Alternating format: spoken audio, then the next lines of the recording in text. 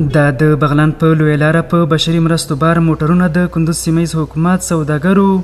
او د دې ولایت اوسیدونکو بشري مرستې دي چې د دغه ولایت د والي مرستیال په رأس کې بغلان ته انتقال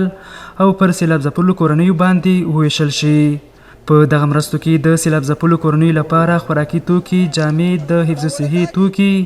او نور د اړتیا وړ توکي شامل دي چې د کندوز د اوسیدونکو او سوداګرو لخوا چمتو شوي دي. د کندوز ولایت د اولسونو، د کندوز ولایت د زړورو تجارانو له طرفه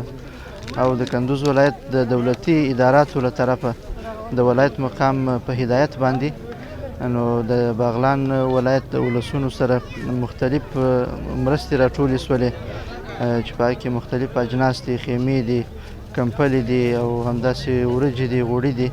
تقریبا 60 کلمه مواد. مردم حالتش بسیار خراب است. به نظر شخصی من هر تجاری که هرچی که قدم میتونه و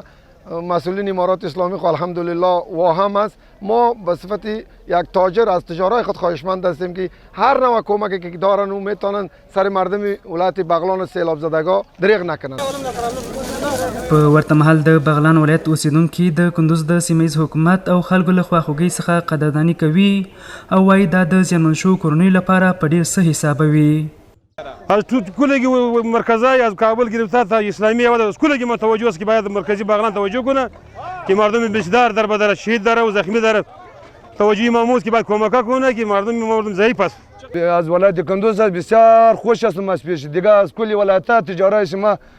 خواهش دارم که ما مردم غم شریکی بکنه، که ما مردم همکاری بکنه.